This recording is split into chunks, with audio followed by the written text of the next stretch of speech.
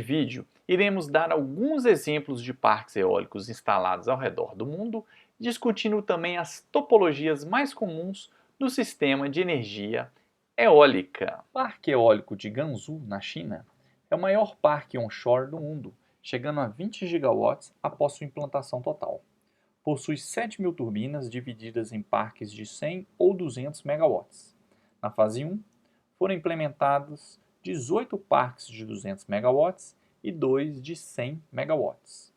Na segunda fase, foram instalados 40 parques de 20 megawatts. O restante para alcançar a marca de 20 gigawatts está sendo construído. O maior parque eólico em solo americano é localizado em Kearney, na Califórnia. Seu nome é Alta Wind Energy Center. Possui 1.548 megawatts de potência, cobre uma área de 3.200 acres ou 13 km², com 600 geradores com potências entre 1,5 megawatt e 3 megawatts. O maior parque instalado no Brasil é o Complexo Eólico Alto Sertão, localizado na Bahia. Possui 680,5 megawatts, dividido em dois complexos, sendo o Complexo 1 possuindo 184 torres, fazendo um total de 294,4 megawatts de potência, enquanto o Complexo 2 possui 230 torres, com potência total de 386,1 megawatts. O posto de maior parque será perdido quando o Parque Eólico Lagoa dos Ventos, no Piauí, for instalado. Este parque será o maior da América Latina, com 230 turbinas e uma potência de 716 megawatts. Conversando agora sobre as topologias de turbinas eólicas, podemos dividir em 5 tipos. Tipo 1, turbina com velocidade fixa. Tipo 2, turbina com limite de velocidade. Tipo 3, velocidade variável com conversor parcial. Tipo 4, velocidade variável com conversor plena potência. Tipo 5, velocidade variável com conversor não elétrico, gerador conectado diretamente à rede usando gerador síncrono com excitação. Vamos detalhar cada tipo. Turbinas com velocidade fixa. Dominaram o mercado europeu nas décadas de 1980 e 1990, também conhecidas como conceito dinamarquês. Este tipo é formado por um rotor com 3 pás, caixa de multivelocidade e um gerador de indução, rotor em gaiola, conectado diretamente à rede por um transformador. A fim de prover a energia reativa para a magnetização do gerador, capacitores são instalados. Por fim, a partida da máquina se dá por meio de software starter para evitar grandes correntes. Como vantagens, podemos destacar a robustez, o baixo custo e o controle direto. Entretanto, algumas desvantagens que fizeram com que essa tecnologia fosse abandonada residem no fato de que sua operação se dá em velocidade fixa, impossibilitando extração de máxima potência do vento. Possui estresse mecânico alto, considerando que qualquer flutuação na velocidade do vento é transmitida em termos de toque, causando possíveis falhas. Em termos de qualidade de energia, o gerador de indução com rotor em gaiola não pode absorver ou fornecer reativo para suporte de tensão e frequência, além de ser difícil evitar altas correntes durante o afundamento de tensão, comprometendo o ride-through. O segundo tipo é a turbina com limite de variação de velocidade. Na década de 1990, a turbina com limite de variação de velocidade foi proposta, mudando o gerador de rotor em gaiola para bobinado. Seu nome comercial é Opslip Vestas. Ele possui uma resistência variável no rotor para aumentar o limite de operação de velocidade. Isto ocorre pois a resistência altera escorregamento, alterando o ponto de trabalho da máquina de indução. Devido ao uso de resistência, a potência será perdida para atingir estas novas velocidades. Pode ser considerada a tecnologia intermediária para desenvolvimento do conceito de velocidade variável. A tecnologia dominante em aplicações onshores foi o gerador de indução duplamente excitado, do inglês Double Fed Induction Generator, ou DFIG. Possui uma faixa de variação de velocidade entre menos 40% e mais 30%. O conversor eletrônico está ligado ao rotor da máquina, enquanto o estator está ligado diretamente à rede. Para proteções a faltas próximas à turbina, um sistema de resistência chamado crowbar é utilizado. Por não estar conectado diretamente ao estator do gerador, a potência do conversor eletrônico é em torno de 30% da potência da máquina elétrica.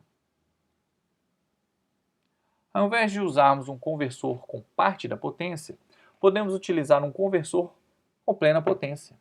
Assim, desacoplamos o gerador da rede, maximizando a velocidade de operação, além de possibilitar a extração de máxima potência dentro dos limites nominais. Requisitos do operador de rede podem ser satisfeitos, como fornecimento de suporte à rede e capacidade de ride-through. Chopper CC é incorporado ao barramento CC, visando o suporte de afundamentos de tensão sem mudar o torque da turbina, para assim evitar sobrecargas mecânicas. 3 máquinas podem ser utilizadas: os geradores de indução com rotor em gaiola de esquilo, gerador síncrono com ímã permanente e gerador síncrono com rotor bobinado.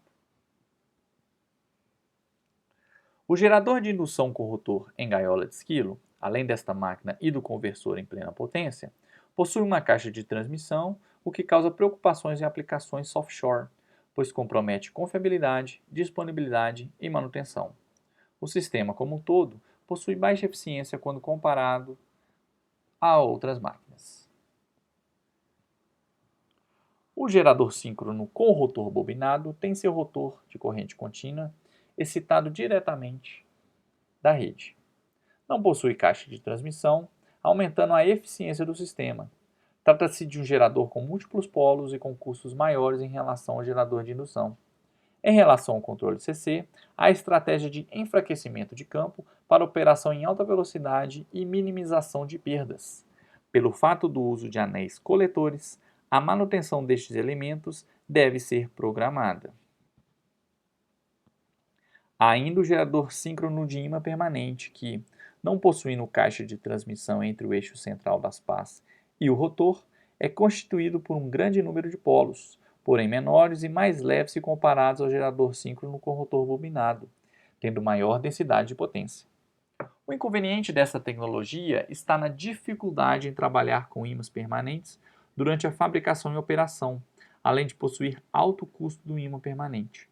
Porém, nos últimos anos, houve uma redução neste custo, apesar de incertezas na evolução do preço para o futuro. Há de se tomar medidas preventivas, pois altas tensões podem ser geradas em altas velocidades devido à magnetização fixa. Para se evitar estas tensões, técnicas de enfraquecimento de campo devem ser empregadas com necessário cuidado para não desmagnetizar os ímãs. Importante lembrar que ímãs são sensíveis à temperatura, devendo ser controlada ao longo do processo. Por fim, há o gerador síncrono de ímã permanente com caixa de transmissão de um estágio e gerador à velocidade média. É utilizado para evitar a construção de um grande gerador com um número elevado de polos. Mas o uso de apenas um estágio único não atinge uma razão de transmissão alta. Esta figura mostra o desenho esquemático de uma turbina eólica. Destaque para as pás e a nacelle, que é o suporte onde ficam abrigados a caixa de transmissão e o gerador. Outros elementos interessantes na operação da turbina eólica são os sensores de vento, o sistema de freio a disco para controlar a velocidade do rotor e o controle de giro da nacelle. Esta figura apresenta os elementos do slide passado em uma visão por cima. Essencial conhecer os termos em inglês de cada parte, o que facilita a leitura de artigos nesta língua. Algumas fotos de turbinas eólicas, conforme tamanho e potência: pequena, média e grande. O diâmetro do rotor está diretamente ligado à potência da turbina. Nesta figura, vemos a evolução da tecnologia ao longo dos anos. Como exemplo, A fabricante chinesa Goldwind comercializa turbinas de 2 a 6,7 megawatts, esta última com diâmetro de 171 metros. Uma pergunta que iremos responder na próxima aula é: quais os problemas que temos com a geração intermitente? Estes dois gráficos referem-se à mesma turbina eólica, exemplificando a intermitência neste tipo de geração.